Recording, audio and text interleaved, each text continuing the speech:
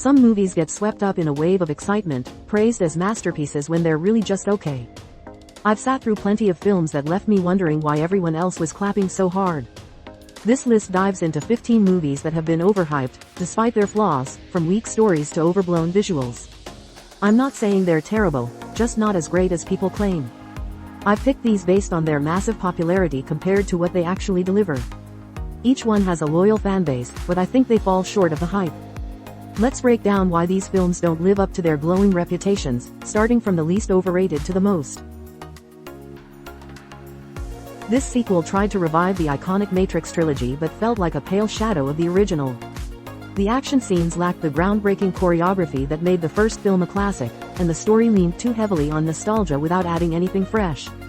It's not a total disaster, but the constant callbacks to the 1999 original made it feel like a cash grab. Fans loved seeing Keanu Reeves back as Neo, but I found the plot messy and the new ideas half-baked. It's a movie that coasts on the franchise's name rather than earning its praise. This Star Wars entry divided fans, but many still call it bold and innovative. I think it's a mess that mishandles beloved characters like Luke Skywalker, turning him into a grumpy recluse without enough explanation. The visuals are stunning, and some moments, like the throne room fight, are thrilling. But the story feels disjointed, with side plots that go nowhere. Its reputation as a daring masterpiece ignores how it alienated fans and fumbled the saga's legacy. This sweeping romance won 9 Oscars, including Best Picture, but I find it painfully slow and emotionally distant. The love story between Ralph Fiennes and Kristen Scott Thomas is supposed to be epic, but it feels flat and dragged out. The desert visuals are gorgeous, and the acting is solid, but the pacing makes it a chore to sit through. Its reputation as a profound classic seems built more on awards than actual storytelling power. This musical dazzled audiences with its bright colors and catchy songs, but I think it's more style than substance. The romance between Ryan Gosling and Emma Stone is charming, but the story feels thin and predictable. The dance numbers are fun, but the film leans too hard on nostalgia for old Hollywood without saying anything new. It's a pleasant watch, but its near-universal adoration feels overblown for what's essentially a lightweight love story. This found-footage horror was a game-changer for its time, praised for its raw terror. But watching it now, I find it more boring than scary, with shaky camera work that's hard to stomach and a story that's mostly people yelling in the woods. Its low-budget charm and marketing hype made it a phenomenon, but the actual film lacks depth or real scares.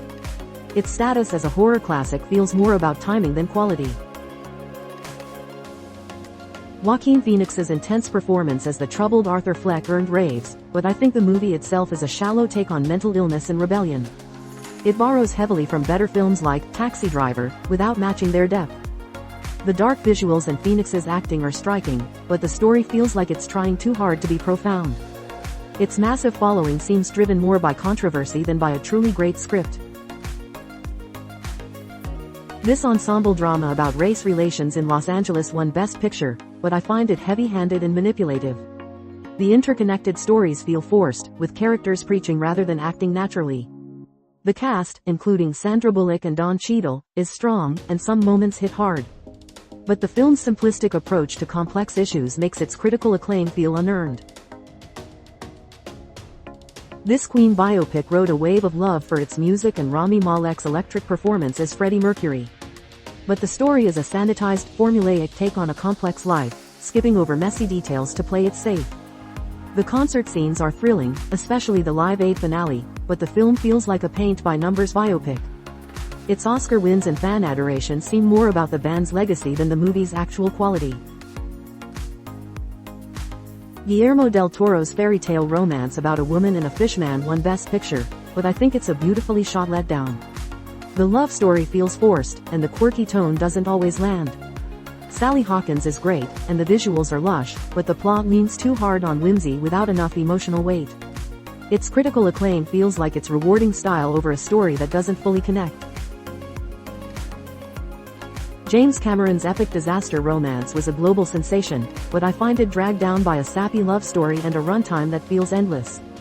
Leonardo DiCaprio and Kate Winslet are magnetic, but their romance is cliched. The sinking scenes are gripping, and the production is massive, but the melodrama overshadows the historical tragedy. Its status as a timeless classic seems more about nostalgia than storytelling excellence. This space thriller wowed audiences with its stunning visuals and intense survival story, but I find it more flash than substance. Sandra Bullock's performance is gripping, but the plot is thin, relying on repetitive near-death moments. The cinematography and effects are breathtaking, creating a sense of weightlessness. Yet the story lacks depth, and its emotional beats feel forced, making its massive praise seem overdone.